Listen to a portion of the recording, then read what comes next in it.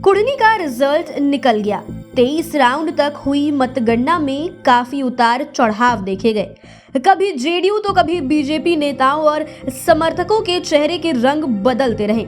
ये रंग कभी खुशी के थे तो कभी मायूसी के थे, लेकिन मतगणना खत्म होते होते जेडीयू को धीरे से जोर का झटका लगा। इसके कई कारण गिनाए जा रहे हैं। कोई ओवैसी को कारण मान रहा है तो कोई मुकेश सहनी की ओर देख रहा है।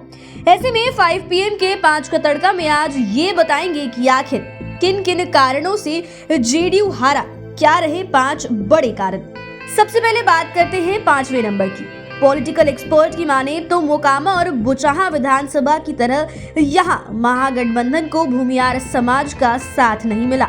दरअसल भूमिहार वोटों को अपने साथ रखना महागठबंधन के लिए सबसे बड़ी चुनौती थी। आपको याद होगा कि महागठबंधन में आरजेडी की ओर से नया नारा भूमाए समीकरण आया था।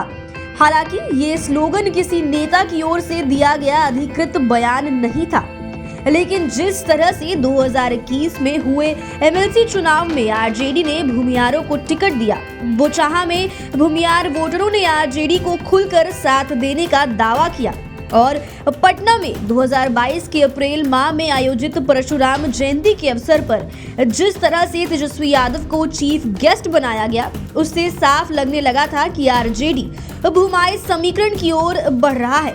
भूमाए समीकरण का मतलब भूमिहार, मुस्लिम और यादव, और ये नारा सियासी गलियारे में बुचाहा उपचुनाव के दौरान खूब जोर शोर से चला था। लेकिन ये समीकरण तब था जब महागठबंधन में नीतीश कुमार नहीं थे और उनसे नाराज वोटरों ने आरजेडी को साथ दिया था। लेकिन अब बिहार की सियासत बदल गई है। नीतीश कुमार अब महागठबंधन के हिस्सा है, तेजस्वी यादव उनके साथ है। ऐसे में महागठबंधन के लिए भूमिहारों वोटरों को अपने पाले में रखना बेशक बड़ी चुनौती थी और अंतिम समय तक चुनौती ही रह गई। नीलाभ कुमार को मिले कुछ वोट को छोड़ दिया जाए तो मैक्सिमम वोट बीजेपी के खाते में गया है और जिस तरह कुढ़नी में बीजेपी का सिक्का चला उससे लगने भी लगा।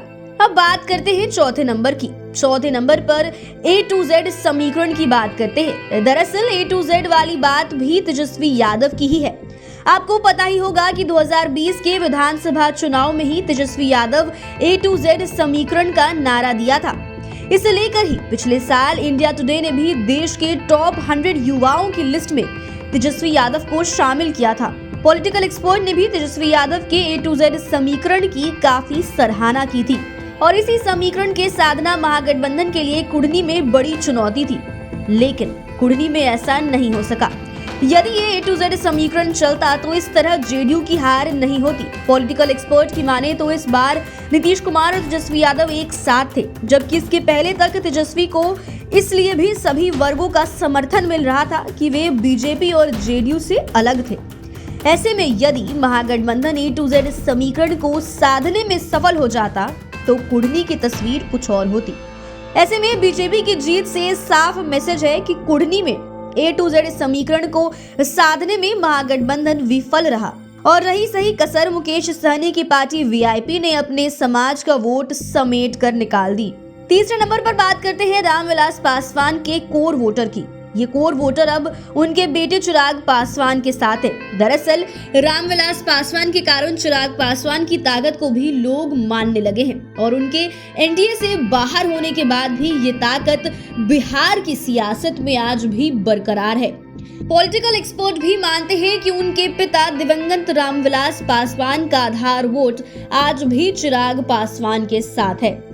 भले ही पशुपति कुमार पारस की जिद की वजह से लोजपा टूट गई, लेकिन ताकत तो चिराग के पास ही रही और ये मोकामा गोपालगंज उपचुनाव में देखने को भी मिला कि बीजेपी ने चुनाव के अंतिम ओवर में चिराग पासवान को अपने पाले में किया और इसी की पुनरावृत्ति कुढ़नी में भी हुई। हालांकि चिराग पासवान अभी भी एनडीए में शामिल नहीं हुए हैं, लेकिन उन्होंने मोकामा और गोपालगंज की तरह कुढ़नी में भी अंतिम ओवर में बीजेपी के लिए जमकर प्रचार किया। कुढ़नी में तो रवि किशन के साथ मंच साझा किया था। बता दें कि मोकामा और गोपालगंज में चुनाव प्रचार बंद होने के महज 2 दिन पहले चिराग बीजेपी के साथ आए थे और उन्होंने दोनों ही विधानसभा क्षेत्रों में चुनावी सभाओं के साथ रोड शो किया था। और यही हाल कुढ़नी में भी रहा। ऐसे में महागठबंधन के वोट बैंक में तो सेंधमारी हो गई, लेकिन महागठबंधन की ओर से चिराग के वोट बैंक में दांत खोदने के बराबर भी सेंधमारी नहीं हो सकी, जिसकी परिणति सामने है। महज 3649 वोट से जेडीयू हार गया।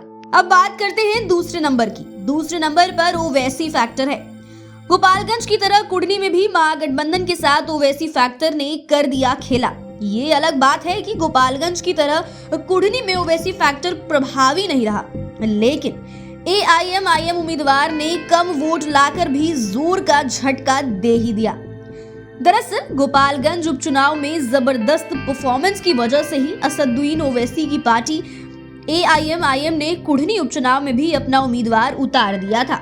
और सबसे बड़ी चुनौती महागठबंधन के लिए यही थी। ओवैसी की पार्टी सीमांचल का बदला लेना चाह रही थी, क्योंकि सीमांचल में जीते 5 में से 4 विधायकों को आरजेडी ने अपने खेमे में मिला लिया था और इसी की टीस एआईएमआईएम को है। और तब से आरजेडी को झटका देने के लिए एआईएमआईएम के प्रदेश अध्यक्ष लगे हुए थे। पहले गोपालगंज में आकर उन्होंने बदला लिया। गोपालगंज में ओवैसी की पार्टी के उम्मीदवार को 12,000 से अधिक वोट आए। ये सारे वोट विशुद्ध रूप से आरजेडी के थे। ये सभी वोट मुस्लिमों के थे और इन्हीं वोटों की वजह से आरजेडी उम्मीदवार महज 1794 वोट से हार गए थे। और एआईएमआईएम ने अब कुढ़नी में अपना गुस्सा उतारा और पार्टी ने यहाँ भी महागठबंधन का खेल बिगाड़ दिया।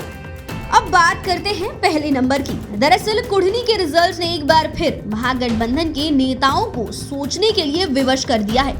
खासकर नीतीश कुमार और तेजस्वी यादव की चिंता बढ़ा दी है। दरअसल कुढ़नी उपचुनाव में नीतीश कुमार और तेजस्वी यादव दोनों की प्रतिष्ठा दांव पर लगी हुई थी। इतना ही नहीं, इस बार तो नीतीश कुमार और तेजस्वी यादव एक साथ जेडीयू के पक्ष में प्रचार करने भी गए थे। इसके बाद भी मनोज कुशवाहा की हार ने बेशक दोनों नेताओं की टेंशन बढ़ा दी है। पॉलिटिकल एक्सपर्ट भी मानते हैं कि बीजेपी की जीत से ये तो पता चल गया कि कुढ़नी में न तो नीतीश कुमार की चली और न तेजस्वी यादव की चली। वोटरों ने वीआईपी और एआईएमआईएम के पक्ष में भी अच्छा खासा वोट दे दिया।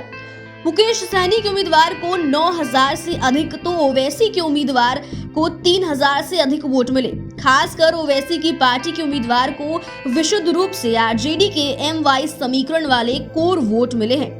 इसका मतलब साफ है कि तेजस्वी यादव की अपील के बावजूद इन लोगों ने उन्हें इग्नोर करते हुए एआईएमआईएम को वोट दिया और इस बंटवारे से कुढ़नी सीट बीजेपी के खाते में चली गई।